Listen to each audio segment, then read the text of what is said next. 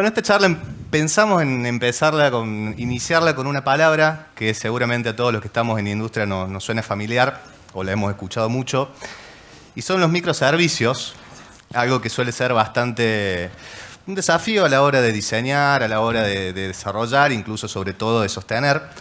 Vamos a dar un breve contexto para entender de qué hablamos cuando decimos microservicios.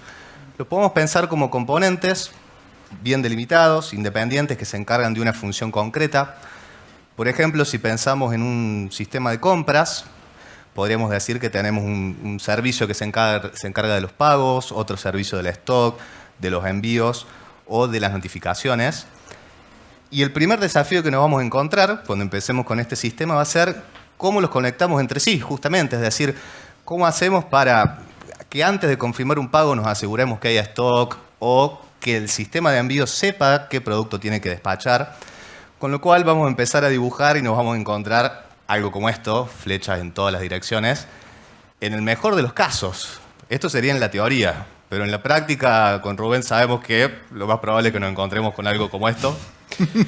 Pero bueno, el desafío no termina ahí. ¿Qué pasa si hacemos un zoom en cada uno de estos componentes? Nos vamos a encontrar con más cuestiones, con más desafíos a resolver. Por ejemplo, las integraciones, cómo conectamos con los demás componentes, base de datos, APIs, colas de mensajería, cómo manejamos los errores, lógicas de reintento.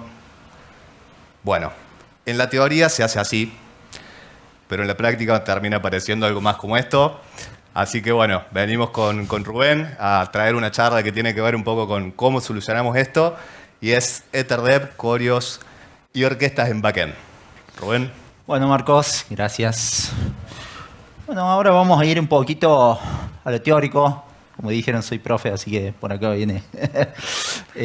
Vamos a contar un poco algunos conceptos de coreografía y orquestación, cómo eso también lo podemos usar en el desarrollo de aplicaciones en la vida diaria. Le vamos a contar sobre EtherDev, que es un framework de desarrollo que usamos en nuestros equipos, y cómo solucionamos ese problema que contó Marcos, que se ve muy bien en el GIF y que representa un gran problema en los equipos hoy en día. Y al final vamos a hacer algunas preguntas y respuestas, como viene siendo en el resto del evento. Vamos con coreografía. Para entender el concepto en principio, antes de ir a lo tecnológico, lo que hicimos es hacer algunas analogías sobre lo que sucede en este caso, un grupo de bailarines de danza clásica, donde de alguna forma cada bailarín sabe qué tiene que hacer en cada momento, gracias al ritmo de la música que le va indicando qué debe hacer en cada momento. En este caso no hay un director, sobre todo cuando se ejecuta la obra, y todo sucede en armonía gracias a la música.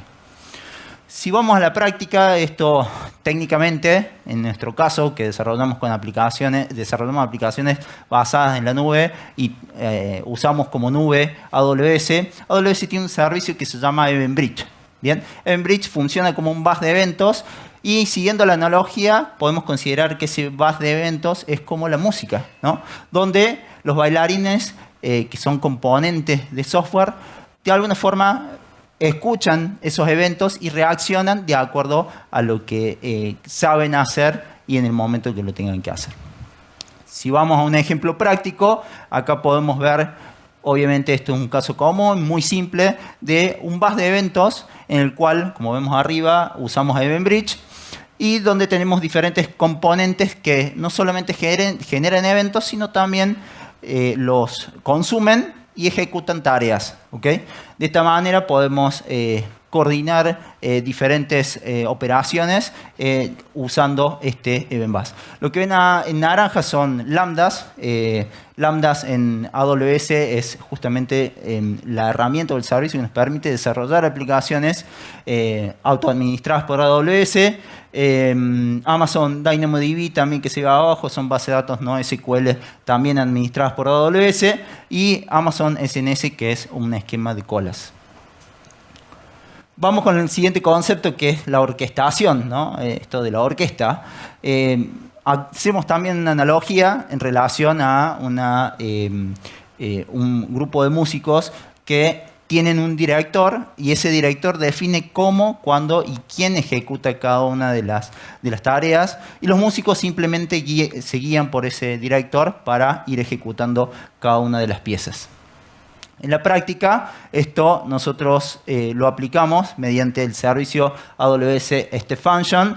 AWS StepFunction es un servicio de AWS que permite en forma visual poder crear flujos de trabajo que coordina tareas secuenciales o paralelas, y que en el caso de la analogía podemos considerar que el director es justamente una instancia de una step function que permite que podamos desarrollar lógica de forma visual con transiciones, condiciones, decisiones, errores y reintentos, y los músicos simplemente sean componentes que coordine ese director.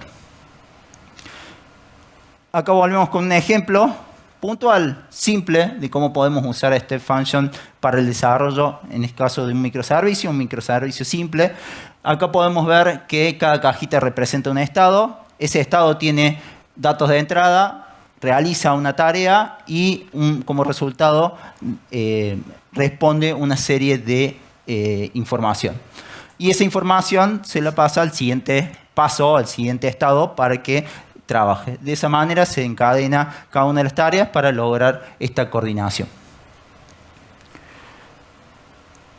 Algo que nos permite hacer este function es poder trabajar o desarrollar aplicaciones low code, que sería desarrollar con poco código.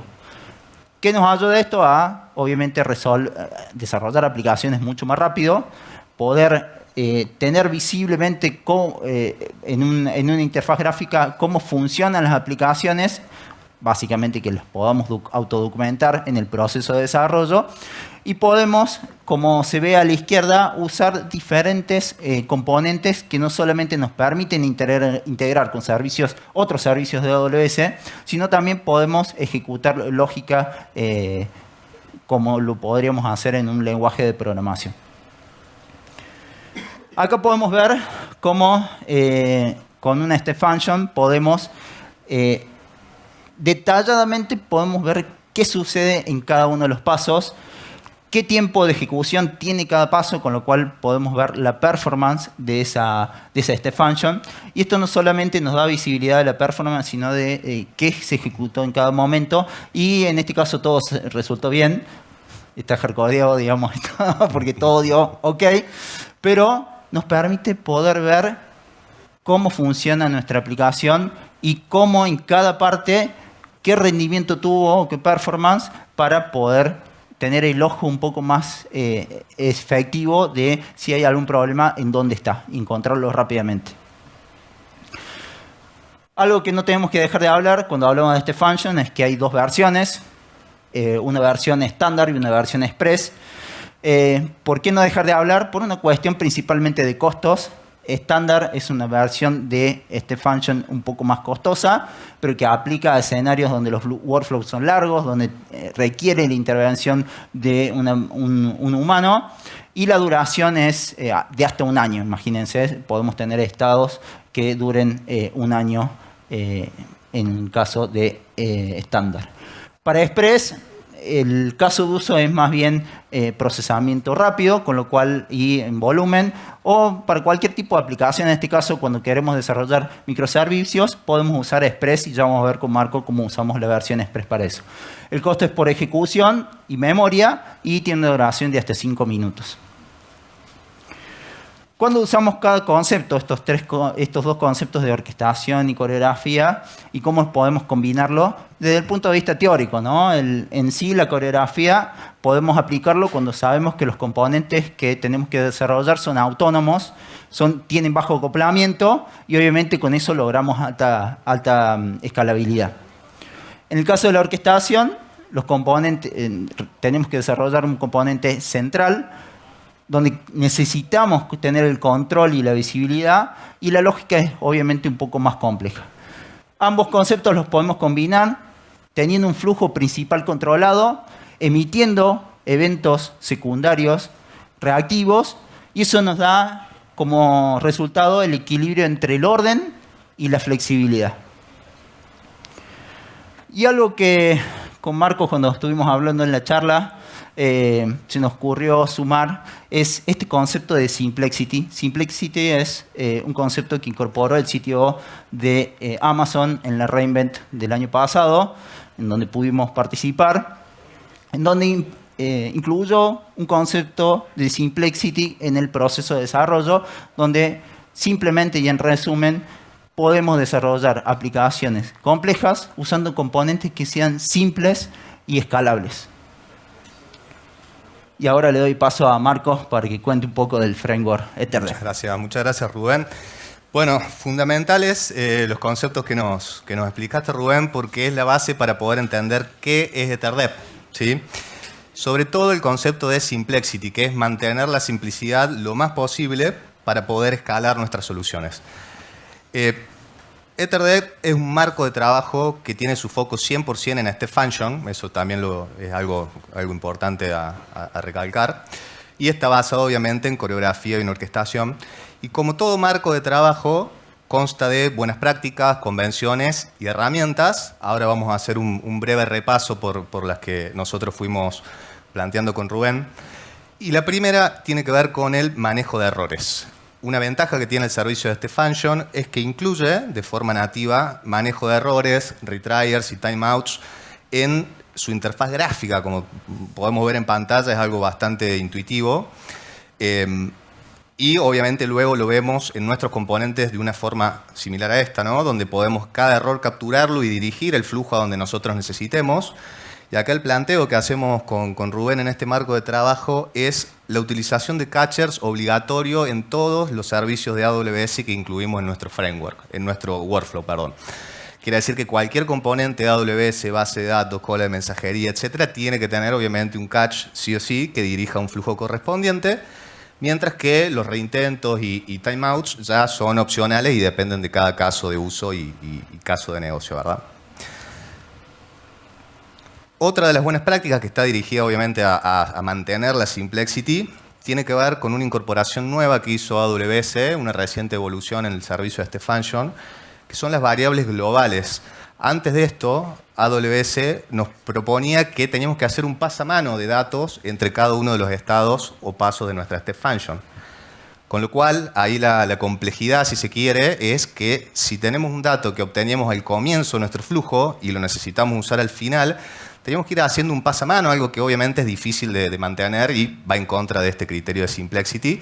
Con lo cual, bueno, eso, proponemos y fomentamos el uso de variables globales, que como podemos ver, en cualquier componente la podemos asignar y en cualquier componente la podemos consumir. Esto hace que, obviamente, sea mucho más legible y simple de sostener, ¿no? Otra de las nuevas también características de este function que incluyó AWS hace poco y que fomentamos como buena práctica tiene que ver con el uso de JSON Nata, que es el query language que maneja este function para justamente comunicar los componentes entre sí, para filtrar los inputs, las salidas. Y como vemos en pantalla, el circuito que maneja JSON Nata dentro de cada componente es muchísimo más simple, tiene menos pasos, menos cosas a tener en cuenta, mientras que el anterior es bastante más complejo. Entonces, si queremos sostener o mantener la simplicidad al máximo de nuestros desarrollos, obviamente una buena práctica es usar 100% JSON Nata. Luego tenemos definiciones también y buenas prácticas referidas a los cierres de este function, es decir, a los outputs generales. Y acá queremos hacer una mención particular para las steps que no son HTTP, es decir, las step function que se manejan 100% por eventos, de forma sincrónica. Y acá lo que planteamos sobre los cierres, sobre las salidas de estas steps, es que solamente podemos tener dos. Errores controlados, a donde justamente vamos a dirigir todos los catch que vimos anteriormente, y va a cerrar en un estado de fail controlado y tipificado por nosotros. De esta forma, nosotros, si falla la ejecución, vamos a saber que fue de este tipo, y incluso nos permite también capturar un evento, como vemos en el ejemplo, es decir, antes de marcar el fallo, podemos guardar en un bucket para después analizar o fixear o lo que necesitemos. Y la otra salida, obviamente, va a ser la exitosa, que es a donde vamos a dirigir nuestro caminito feliz, como sabemos decir en la jerga, y obviamente a donde vamos a ir dirigiendo todo el flujo esperado de nuestro sistema. Siguiendo en la línea de las salidas, tenemos otra convención que es para las lambdas, este function, que son HTTP, es decir, que reciben una request de API Gateway y tienen que dar una response, obviamente. Acá lo que planteamos es no tener salidas o no tener cierres fallidos, a diferencia de la que vimos recién, sino que son todas exitosas, por decirlo de alguna forma, y que cada una corresponde a los status code que nosotros vamos a responder, ¿no? O sea, tenemos una de bad request, internal server error, not found, y nuestro querido 200, que es por lo que trabajamos todos los días. Y también vale aclarar que otra de las ventajas de esto es que de un vistazo rápido nosotros vemos todas las salidas posibles de este endpoint, ¿no? Es decir, con solo ver ya sabemos qué esperamos, qué respuesta esperamos. Algo que si nosotros lo quisiéramos hacer con código nos lleva nada, es bastante más engorroso, nos lleva tiempo de análisis hasta llegar a esta conclusión. Con lo cual, esto también apunta a este criterio de simplicity y mantener lo más simple y legible posible. ¿Cómo hacemos esa devolución de los status code? Bueno, acá pusimos un ejemplito del 200. Es tan simple como poner en la salida qué status queremos devolver y en el caso que necesitemos un body, lo incluimos y listo. También con uso de variable, como decíamos anteriormente. Dijimos que todo framework tiene convenciones, buenas prácticas, reglas y también tiene herramientas. En el caso de Ether tenemos dos. Diseñamos dos herramientas, dos componentes centrales y cross, que son dos lambdas. Una se llama Validator, se encarga de validar JSONs, esquemas. Y la otra se llama Methods y se encarga de incluir lógica de negocio concreta sin interactuar con otros servicios. O sea, nunca en esa lambda vamos a conectar con una base de datos, no le vamos a pegar una API. Es simplemente lógica, puede ser un diccionario o ese tipo de usos. Para dar un ejemplo más gráfico de cómo funcionan estos componentes, pusimos acá desde el punto de vista de las inputs y outputs. La lambda validator recibe una rule, una regla, es decir, qué regla pretendemos que cumpla nuestro objeto, y en el payload obviamente el objeto que queremos validar. Y como respuesta vamos a obtener si esa regla se pasó, si la validamos correcta o incorrectamente, y luego, en caso de que no haya pasado, la lista de mensajes que nos dice qué regla no se cumplió y por qué. Con lo cual rápidamente tenemos un motivo de que habría que fixear o que habría que sostener. Y respecto de methods, es tan simple como invocarla con el nombre del método, que previamente lo depositamos en esa lambda, y esperamos la respuesta que obviamente programamos, ¿no? Acá tenemos un ejemplo de cómo se integran estos dos componentes en un flujo completo. Por ejemplo, podríamos tener al comienzo de la ejecución validar que tenemos todos los atributos y valores correctos, que sean del tipo de dato correcto, string, number, etcétera. Y al final podríamos utilizar, por ejemplo, para un diccionario y de esa forma saber qué tipo de usuario acabamos de consultar. ¿Por qué son importantes estas pautas? Primero y lo más importante de todo, por la observabilidad. Nosotros al tener estandarizado todas las salidas y tener un patrón claro y concreto, nos permite tener templates de dashboard, como el que estamos viendo acá, al que solamente le tenemos que decir qué step function queremos observar. Y de forma automática e inmediata nos da una visión inicial, pero bastante clara y completa, de cuál es la salud de nuestro step function. Cantidad de ejecuciones, exitosas, errores, los tipos de errores, si fueron los que no controlamos y tenemos que de alguna forma fixear automáticamente, o los que controlamos y fueron a parar a nuestro bucket, sabremos por qué motivo también cayeron ahí. Mientras que las que son HTTP podrían tener inclusive toda la distribución de status code que respondimos, en el tiempo, picos de tráfico y demás. Es decir que con estas pautas, prácticamente al mismo tiempo que hacemos delivery de nuestras soluciones, ya tienen la observabilidad mínima y necesaria incorporada, ¿no? Esto obviamente después, según cada caso, se puede ampliar bastante más. Bueno, para cerrar un poco y entender los criterios por los cuales nosotros proponemos este marco de trabajo, queremos hacer una comparativa entre el modelo de desarrollo tradicional, 100% en código, con EtherDep, que es el que estamos proponiendo. Obviamente lo primero es la cantidad de código a escribir. En un modelo tradicional tenemos que escribir absolutamente todo. Está bien, hay librerías, pero tenemos que escribir prácticamente todo. Mientras que con EtherDep tenemos la menor cantidad de código posible y lo reutilizamos al máximo, como veíamos con los componentes cross. La curva de aprendizaje también es otro punto, ¿no?, a comparar. O sea, si yo quiero codear todo un servicio en un lenguaje, tengo que tener expertise en ese lenguaje, algo que lleva meses, años hasta manejar, mientras que con EtherDev es bastante más, con este function es bastante más intuitivo, gráfico y se basa en diagrama de flujo, que es con lo que todos empezamos a estudiar programación. Respecto a la observabilidad, que es algo que también contábamos, en un esquema tradicional corremos el riesgo de tener puntos ciegos. Si los desarrolladores no pusimos un log o algo en alguna acción concreta, ese parte de nuestro flujo no se va a ver, nadie se va a enterar, mientras que con este function tenemos un log automático de cada paso, por más que no querramos, ya lo hace automáticamente la herramienta. La complejidad, que es lo que estuvimos manteniendo como eje en la charla, esto de simplicity. Bueno, en un esquema tradicional la complejidad depende de los desarrolladores, depende de qué patrón de diseño elegí usar, de qué lenguaje, de qué tan complejo lo quise hacer. Mientras que con este function queda de alguna forma controlada por el framework y es simple de entender por cualquiera, ¿verdad? Y por último, respecto de la documentación y la transferencia de conocimiento, en un bloque de código tradicional, el desarrollador o quien sea tiene que analizar de alguna forma todo el código para saber qué hace. Mientras que con este function, de una mirada, nosotros rápidamente entendemos a nivel funcional qué componentes hay en juego, qué caminos siguen y demás. Yo creo que con esto, Rubén, estamos en condiciones de resolver el problema. Creo que... ¿Te animás? Vamos. Yo sé que te animás.